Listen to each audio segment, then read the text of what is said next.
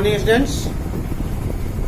Now, study the summary of metal and non-metals. अभी तक हमने मेटल और नॉन मेटल के यूनिट को स्टडी कर रहा था।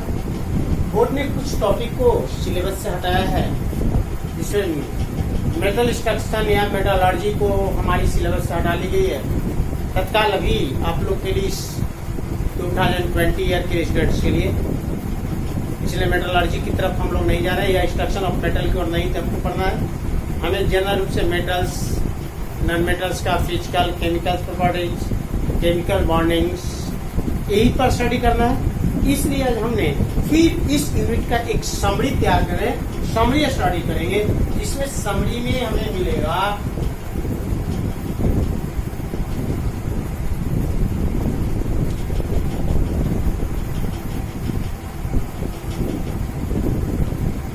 समरी दे रहे हैं और वो समरी हम मेटल पर भी डालेंगे, नॉन मेटल पर भी डालेंगे।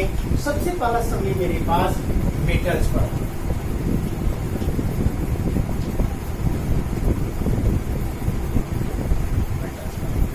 फर्स्ट टॉपिक मेटल्स पर।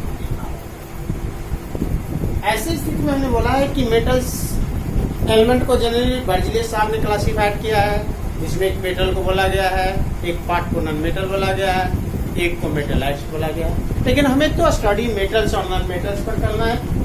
मेटल्स के मामले में सबसे पहला मैंने इलेक्ट्रॉनिक कॉन्फ़िगरेशन पर जब क्लासिफिकेशन किया था, तो इनके पास वैलेंस इलेक्ट्रॉन जो होगा वह 1 होगा, 2 होगा और 3 होगा। लेकिन इसके साथ पहले चर्चा हो चुका है कि एक्सेप्शन तो रहेगा ही रहेगा। एक्सेप्शन में हमारे यहाँ शीशा लेड होगा और 3 होगा, जिनके वैलेंस इलेक्ट्रॉन 4 होंगे और वह जनरली मेटल्स होंगे। ऐसी स्थिति में एलिमेंट्स को स्टडी करने के लिए जनरली मेरे साइंटिस्टों ने हॉरिजॉन्टल लाइन और वर्टिकल लाइन, हॉरिजॉन्टल लाइन और वर्टिकल लाइन में एलिमेंटों को अरेंजमेंट किया और उस एलिमेंट को अरेंजमेंट करने के बाद एक टेबल का फॉर्मेशन हो गया। इस टेबल को जनरली हम पीरियोडिक टेबल बोलते हैं। उस पीरियोडिक टेबल में मेटल का जब पोजीशन देखा जाएगा तो मेटल जब भी होगा तो पीरियोडिक टेबल में यानी पीटीएम शो करें, पीरियोडिक टेबल शो करें, वो पीरियोडिक टेबल में एलएक्स साइड पर होगा, लेफ्ट हैंड साइड में होगा और मिडिल पर होगा। किस पे होगा? मिडिल पार्ट पर। यानी ऐसी स्थिति में देखा जाए तो पीरियोडिक टेबल का अरेंजमेंट इस प्रकार है।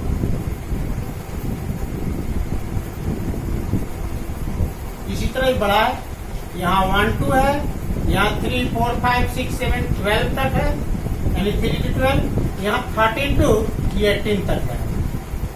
एक पार्ट जो नजर आ रहे हैं ये मेटल पार्ट का मेंबर, यानी इतने लोग मेटल्स हैं। ऐसी स्थिति में मेटलों की संख्या हम लोग 89 काउंट कर चुके हैं। ये लोग मेंबर जो हैं वह मेटल दिखा रहे हैं, यानी पीरियोडिक टेबल का मिडिल पार्ट्स और लेफ्ट पार्ट का मेंबर जो होगा वह जनरली मेटल्स होंगे। यानी मेटल का पीरियोडिक टेबल में पोजीशन जो काउंट कराया जाएगा वह जनरली लेफ्ट हैंड साइड में और मिडिल पार्ट्स पे ये मेटल का पोजीशन दिखाई देगा। ऐसी स्थिति में हर मेटल्स का यानी हर एलिमेंट का अपना एक फिजिकल प्रॉपर्टी होती है। यदि इनकी फिजिकल प्रॉपर्टीज पर देखते हैं हम लोग,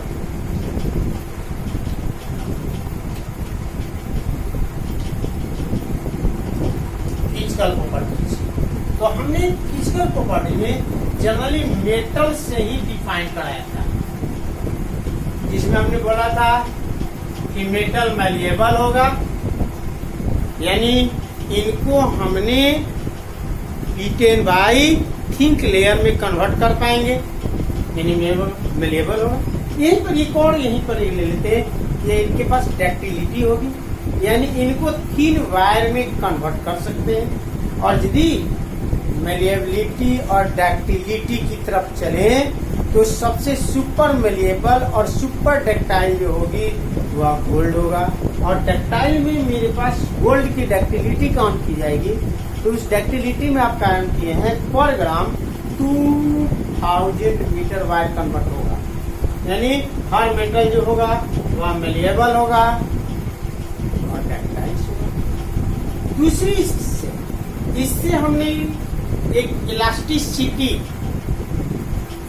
इसको हमने किसी मेटल पर बाहरी फोर्स अटैक करते हैं तो न्यू स्ट्रक्चर का फॉर्मेशन कर लेता, लेकिन जो फोर्स उस पर जब हम अरेंज करते हैं या जो फोर्स अटैक कराते हैं, जब उस फोर्स को वहां से हटा ली जाती है तो यह अर्लियर स्ट्रक्चर में कन्वर्ट कर जाता है, तो इसको बोला जाता है इलास्टिसिटी। यानी हर मेटल का अपना एक टेंडेंसी है कि वो हर का हर जो होगा वह इलास्टिक होगा, यानी इलास्टिसिटी प्रॉपर्टीज हो गया। चौथी यही पर हम बता रहे हैं कि जितने भी मेटल होंगे वे कंडक्टर ऑफ इलेक्ट्रिसिटी होगा, क्योंकि उनके पास इलेक्ट्रॉन फ्री है। मेटल का तीसरे लेटर का हम सहारा ले रहे हैं। तीसरे लेटर पर हम बता रहे हैं कि मेटल जो होगा वह कंडक्टर ऑफ थर्मल होगा, यानी मेटल के पास थर्मल कंडक्टिविटी होगा, यानी वह थर्मल को कंडक्ट करेगा एक पार्ट से दूसरे पार्ट से। इसलिए वहां देखिएगा, इसके लिए एक्सपेरिमेंटल आपके बुक में एनसीईआरटी में डाला है कि एक एल्युमिनियम का स्टिक पे जनरली किसी मेटल का बीम को वैक्स से एडजस्ट कर देता है और उसके बाद मेटल का एक पार्ट को बर्नर से हीट करना शुरू कर देता है और बारी बारी से देखा गया है कि ये जनरली गिरना शुरू कर देता है, जिसके आधार पर बताया जाता है कि मेटल जो होगा वह कंडक्टर ऑफ हीट होगा, यानी थर्मल होगा। देखिए यहाँ आ रहा है एलवाई। एलवाई है क्या? Alloy generally homogeneous mixture of two और मोर देन मेटल्स और मेटल एंड नॉन मेटल्स का होगा, यानी इनके पास एक टेंडेंसी है कि एलवाई फॉर्मेट करेगा। एलवाई है क्या? एलवाई जनरली होमोजेनियस मिक्सचर है और किसका है तो मेटल और नॉन मेटल का है या फिर मेटल और नॉन मेटल का है। यह ऐसी स्थिति में मेरे यहाँ बहुत सा एलवाई है जिसमें आपके पास ब्रॉन्ज है, ब्रास है, स्टेनलेस स्टील है, टूरेलियम है, मैग्नीशियम्स है, सोल्डर है, ये सारे के सारे एलवाई। और एलवाई को ध्यान दीजिएगा, ये generally homogeneous mixture of two और मोर देन मेटल्स और मेटल और क्या नॉन मेटल्स का होगा। हर मेटल के पास अपना एक लूस्टर, इसमें लाइट को रिफ्लेक्शन करने की कैपेसिटी होती है। तो इस आधार पर हम मेटल का फिजिकल प्रॉपर्टी इतने लेटर पर ऐसे स्थिति तो और हटकर चले तो इनकी मेटल जितने भी होते हैं उनकी डेंसिटी हाई होती है, मेल्टिंग पॉइंट और बॉइलिंग पॉइंट हाई होती है, इस सारे को हम काउंट कर लेंगे। लेकिन यदि बहुत कम जरूरत पड़ी तो हम 5 लेटर का ही यूज कर रहे हैं। इसमें हम बता रहे हैं कि मेटल जो होगा वह मेलिएबल होगा, डक्टाइल होगा, कंडक्टर ऑफ इलेक्ट्रिसिटी होगा, इलास्टिक होगा, कंडक्टर ऑफ थर्मल होगा, एलवाई होगा, फॉर्मेशन ऑफ एलवाई करेगा और साथ ही साथ क्या होगा, यानी ऐसी स्थिति में हम इनकी चर्चा जनरली इसके आधार ऐसी स्थिति में यदि फिजिकल प्रॉपर्टीज की ओर हट जाए तो हम जनरली मेटल का अगला केमिकल प्रॉपर्टीज की ओर चलते हैं। और जनरली हमने इस पढ़ा है कि मेटल जो होगा ऑक्सीजन से केमिकली कॉम्बिनेशन करेगा और जनरली वह मेटल का ऑक्साइड बनेगा। और मेटल का ऑक्साइड जो होगा वह जनरली प्रॉपर्टीज में बेसिक होगा, क्योंकि वाटर में डिजोल्व होकर के बेस का फॉर्मेशन करेगा। यानी ऐसे metal oxide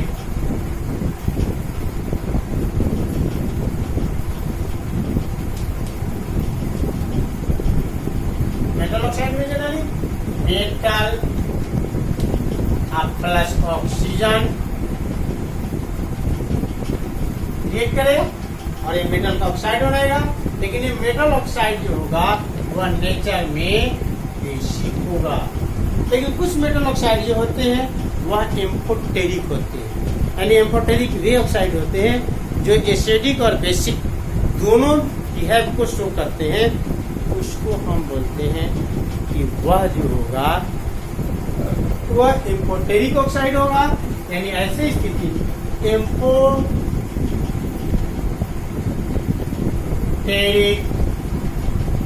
oxide is equal to मेरे यहाँ एल्युमिनियम ऑक्साइड है, जिंक ऑक्साइड है, लेड ऑक्साइड है और टैनस ऑक्साइड, इतने इम्पोर्टेंट ऑक्साइड।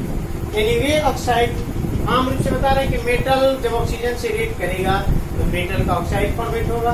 हर मेटल का ऑक्साइड जो होगा वह नेचर में जनरली बेसिक होगा और कुछ ऑक्साइड जो होंगे वह एम्फोटेरिक होंगे, यानी वे ऑक्साइड जो एसिडिक और बेसिक दोनों का नेचर शो करेगा तो उसको हम बोलते हैं कि वह एम्फोटेरिक है।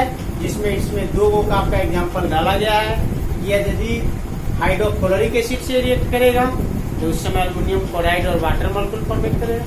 यदि सोडियम हाइड्रोक्साइड से रिएक्ट करेगा तो सोडियम इल्यूमिनेट बनेगा और वाटर मॉलिक्यूल फॉर्मेट होगा। यदि जिंक ऑक्साइड को जनरल इसी तरह हाइड्रोक्लोरिक एसिड से रिएक्ट कराएंगे तो जिंक क्लोराइड फॉर्मेट होगा और वाटर मॉलिक्यूल बनेगा। यदि इसको सोडियम हाइड्रोक्साइड से रिएक्ट करेंगे तो सोडियम जिंकेट बनेगा और साथ साथ वाटर मॉलिक्यूल फॉर्मेट होगा। ये एम्फोटेरिक ऑक्साइड होगा। अगला कंडीशन, मेटल का जनरली इलेक्ट्रॉन को डोनेट करने की टेंडेंसी होती है और वह मेटल इलेक्ट्रॉन को डोनेट कर वह जनरली पॉजिटिव यानी केटायन फॉर्मेट करते हैं, इसलिए वह generally metal electro positive electro positive. इसका मतलब कि मेटल जो होगा वह इलेक्ट्रॉन को लॉस करेगा और केटायन का फॉर्मेशन करेगा और जितना इलेक्ट्रॉन का रोटेशन करेगा वह डोनेशन करेगा वह उसके आधार पर उसके आयन का फॉर्मेशन होगा और where n equal to valence electron होगा। हमने सीधा बताया कि मेटल का टेंडेंसी इलेक्ट्रॉन को लॉस करने का है और वह इलेक्ट्रॉन को लॉस करके केटायन का फॉर्मेशन करता है, इसलिए उसको हम लोग बोलते हैं इलेक्ट्रो पॉजिटिव। और हर मेटल को इलेक्ट्रॉन को डोनेट करने की या लूज करने की टेंडेंसी जो होती है वह डिफरेंट होती है और उनको टेंडेंसी को डोनेट करने की डिक्रीजिंग ऑर्डर में सीरीज कर देने से जो सीरीज प्राप्त होगा वह मेटल का एक्टिविटी सीरीज होगा, यानी मेटल का एक्टिविटी सीरीज होगा।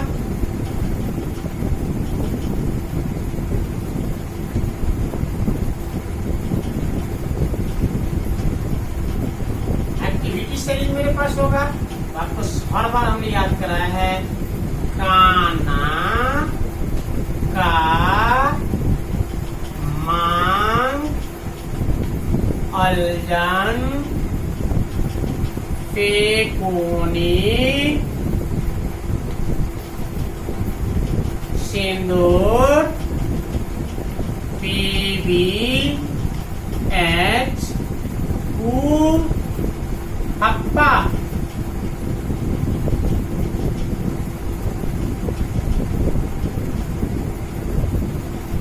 इस तरह का नहीं किया, यानी potassium greater than sodium, sodium is greater than calcium, calcium is greater than magnesium, magnesium is greater than aluminium, aluminium is greater than zinc, zinc is greater than iron, iron is greater than cobalt, cobalt is greater than nickel, nickel is greater than tin, is greater than lead, is greater than lead is greater than hydrogen, hydrogen is greater than copper, copper is greater than mercury, mercury is greater than silver, silver is greater than gold और gold is greater than platinum। यानी इस आधार पर हमने एक metal का activity series देंगे जिसको याद करने के लिए हमने सिखाया आपको काना का मांग अल्जन फेकोनी सिंदूर पीबीएच और इतने टर्म को आपको याद किया था क्या, कुहप्पा यानी कॉपर मरकरी सिल्वर और गोल्ड प्लैटिनम। इसके बाद मेटल का एक्टिविटी सीरीज में अगला हम लोग पढ़े हैं कि मेटल वाटर के साथ रिएक्ट करें, मेटल प्लस वाटर, ये हाइड्रोजन गैस का इन्वॉल्व करेगा। लेकिन हाइड्रोजन गैस का इन्वॉल्व वही करेगा जिनकी एक्टिविटी सीरीज में हाइड्रोजन से ज्यादा है, यानी ये लोग जो हैं, ये लोग जो आ रहे हैं ये सारे मेटल्स हैं और वाटर के साथ रिएक्ट करके हाइड्रोजन गैस का इवॉल्व करेंगे। और जब हाइड्रोजन गैस का इवॉल्व करेंगे तो वाटर के साथ इनकी रिएक्टिविटी का सीरीज पर वाटर का कंडीशन डिफरेंट होगा। ये लोग कोल्ड वाटर के साथ रिएक्ट कर जाएंगे, ये लोग हॉट वाटर के साथ रिएक्ट करेंगे और ये लोग जो होंगे वह स्टीम के साथ रिएक्ट करेंगे। लेकिन इनकी मेंबर जो है वह वाटर के साथ रिएक्टिविटी नहीं है, यानी वाटर के साथ हाइड्रोजन वाटर से रिएक्ट कर हाइड्रोजन गैस का इवॉल्व नहीं कर पाएंगे। इसके बाद समरी में आगे हम लोग बढ़ रहे हैं कि मेटल जो होगा वह एसिड के साथ, लेकिन वह डाइल्यूट एसिड के साथ रिएक्ट करेगा और ये भी हाइड्रोजन गैस का इवॉल्व करेगा। मेटल जो होगा एसिड के साथ रिएक्ट करेगा, लेकिन डाइल्यूट एसिड के साथ रिएक्ट करेगा और डाइल्यूट एसिड के साथ जब रिएक्ट करेगा तो उस समय हाइड्रोजन गैस का फॉर्मेशन करेगा, लेकिन उस समय उसी से करेगा जिनकी रिएक्टिविटी हाइड्रोजन से ज्यादा है। लेकिन आम रूप से यहाँ पर जो एसिड होगा वह हमने बोला है कि हाइड्रोक्लोरिक एसिड होगा, सल्फ्यूरिक एसिड होगा। नाइट्रिक एसिड का रिएक्ट हम लोग यूज नहीं कर पाएंगे, क्योंकि नाइट्रिक एसिड जो ही इनके कांटेक्ट में आएगा उसके ऊपर एक सेफ्टी लेयर का फॉर्मेशन कर देगा और उनकी रिएक्टिविटी को बढ़ा देगा और वैसे स्थिति में हम इनको यूज नहीं कर पाएंगे। और इसके बाद जितने भी मेटल्स मेरे यहाँ हैं, अब ऐसी स्थिति में ये मेटल का एसिड के साथ रिएक्ट, वाटर के साथ रिएक्ट दिखा रहे हैं, ऑक्सीजन के साथ रिएक्ट दिखा रहे हैं, जबकि मेटल का हाइड्रोजन के साथ रिएक्ट दिखा रहे हैं। ये हाइड्रोजन का नोटेशन X, जिसमें हम लोग क्लोरीन, ब्रोमीन और आयोडीन यूज करेंगे। ये मेटल का हाइलाइट यानी आयनिक कंपाउंड मेटल हाइलाइट का फॉर्मेशन करेंगे और इस प्रकार मेटल का प्रॉपर्टीज हम लोग देख लिए। इसी प्रकार अब हम इसका यूज नॉन मेटल का यूज करते हैं। नॉन मेटल्स, इनके वैलेंस इलेक्ट्रॉन जो होगा वो 4, 6 और 7 होगा, एक्सेप्ट टू हाइड्रोजन होगा जिसका 1 होगा। याद रखना है, नॉन मेटल का वैलेंस इलेक्ट्रॉन चाहे तो 4 होगा, 6 होगा, सॉरी क्या होगा 4, 5, 6 और 7 होगा।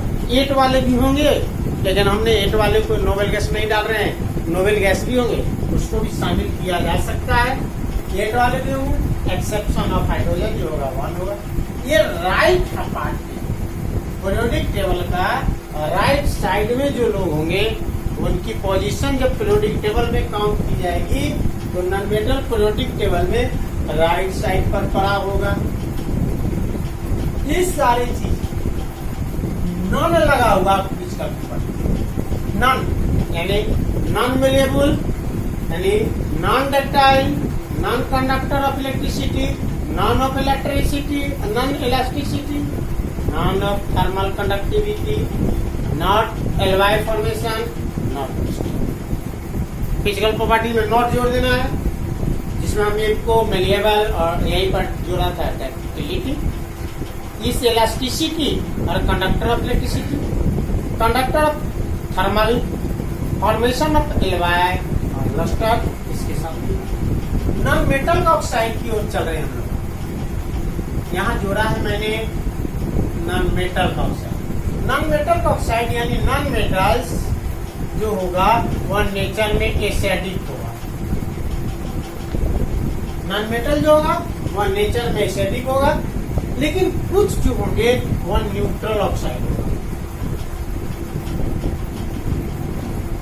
न्यूट्रल वह एम्फोटेरिक फॉर्मेट कर रहा है, ये न्यूट्रल ऑक्साइड होगा।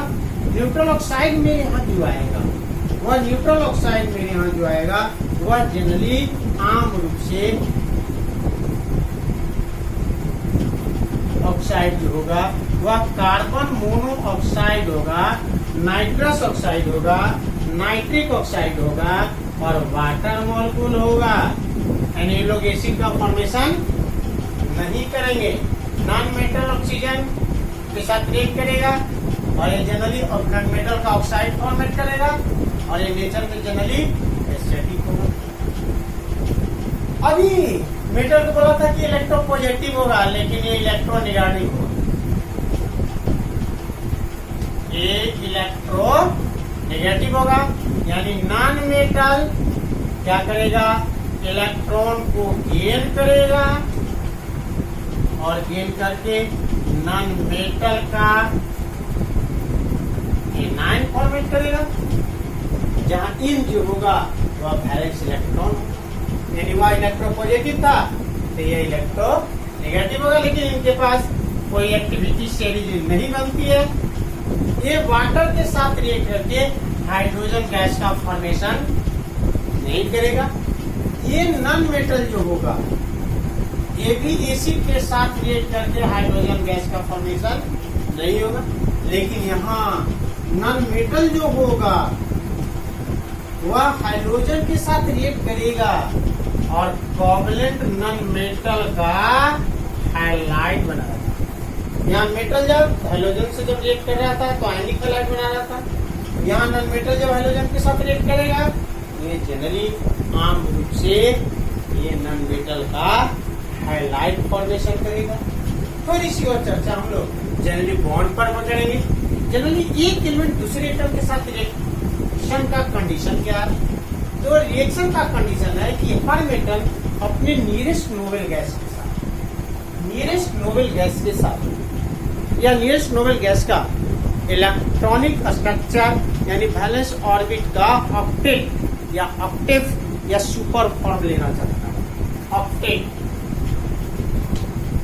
और इसी को हम बोलते हैं सुपर फॉर्म। इस सुपर फॉर्म को हम नोटेट करते हैं NH2Np6, जो नंबर ऑफ इलेक्ट्रॉन 8 है, N जो है वह वैलेंस ऑर्बिट है और वैलेंस ऑर्बिट 2 होगा, 3 होगा, 4 होगा, 5 होगा और क्या 6 होगा। इसी सुपर फॉर्म या ऑक्टेट के लिए हर एटम जो होती है एक दूसरे एटम के साथ केमिकली कॉम्बिनेशन करते हैं और एक किसी मॉलिक्यूल में एक एटम दूसरे एटम को जिस फोर्स से पैक करता है या अट्रैक्ट करता है उस फोर्स को जनरली केमिकल बॉन्डिंग कहा जाता है। और उसको जनरली कोई भी एटम अपनी नियरेस्ट नोबल गैस का ऑक्टेव या सुपर फॉर्म को पाने के लिए 3 स्टेप को अपनाता है। फर्स्ट स्टेप में चाहे तो इलेक्ट्रॉन को लूज करता है या फिर इलेक्ट्रॉन को एक्सेप्ट करता है यानी गेन करता है या फिर इलेक्ट्रॉनों का शेयरिंग करता है। और इस आधार पर यदि इलेक्ट्रॉन का ट्रांसफर कंडीशन होगा तो chemical bonding 2 types. Chemical bonding पर चर्चा हो रहा था। केमिकल बॉन्डिंग जो था वह 2 टाइप्स था। नंबर 1 में केमिकल बॉन्डिंग 2 टाइप था। नंबर 1 में आयनिक और इलेक्ट्रो वैलेंट बॉन्ड। नंबर 2 में था कोवलेंट बॉन्ड। पहली चर्चा इलेक्ट्रोवैलेंट बॉन्ड। ये जनरली इलेक्ट्रोवैलेंट बॉन्ड का फॉर्मेशन इलेक्ट्रॉन के ट्रांसफर से होगा। इलेक्ट्रॉन ट्रांसफर और इनके कंपोनेंट ऑफ एटम जो होगा एक मेटल होगा और दूसरा नॉन मेटल होगा। तीसरी कंडीशन इसमें हमने रखा था condition number 1, condition number 2, condition number 3 कि एक का आयनाइजेशन ऑफ एंथैल्पी लो होना चाहिए और दूसरा का गेन ऑफ एंथैल्पी जो होना चाहिए वह हाई होनी चाहिए। यानी ऐसी स्थिति में कंडीशन यही रखना है कि आयनिक या इलेक्ट्रोवैलेंट बॉन्ड का फॉर्मेशन तब होती है जब उसमें इलेक्ट्रॉनों का ट्रांसफर होता है और जब इलेक्ट्रॉनों का ट्रांसफर होती है तो एक मेंबर मेटल होती है और दूसरे मेंबर नॉन मेटल। तीसरा कंडीशन में रखना है इनकी आयनाइजेशन ऑफ एंथैल्पी हाई होगा, आयनाइजेशन ऑफ एंथैल्पी लोवेस्ट होगा, और गेन ऑफ एंथैल्पी जो होगी वह हाई होगा। कोवलेंट बॉन्ड का कंडीशन जो होगा, कोवलेंट बॉन्ड का कंडीशन जो होगा उसके अनुसार नंबर 1 जो होगा वह इलेक्ट्रॉन के शेयरिंग से होगा। किससे होगा? शेयरिंग से होगा। नंबर 2 में कंडीशन होगा कि सभी कंपोनेंट जो होंगे वह नॉन मेटल और नॉन मेटल से होगा। तीसरी कंडीशन जो होगा उस कंडीशन के अनुसार डेल्टा IH हाई और डेल्टा EGH ये भी हाई होगा, यानी दोनों देने की स्थिति में रहेंगे ना लेने की स्थिति में रहेंगे। यानी ऐसी स्थिति में ये इलेक्ट्रॉनों का शेयरिंग के द्वारा सुपर फॉर्म को लेंगे तो ये जनरली कोवलेंट होगा। लेकिन यहाँ पर जनरली शर्त रखना है कि फिजिकल प्रॉपर्टी में ये आयनिक कंपाउंड जो होगा सॉलिड स्टेट और मेलिएबल, सॉलिड स्टेट में generally bad conductor of electricity होगा, लेकिन यदि वह मेलिएबल और लिक्विड स्टेट में जब होगा तो वह कंडक्टर ऑफ इलेक्ट्रिसिटी होगा, लेकिन एक कंडक्टर ऑफ इलेक्ट्रिसिटी नहीं होगा। इतनी समरी पर हम आज थैंक यू।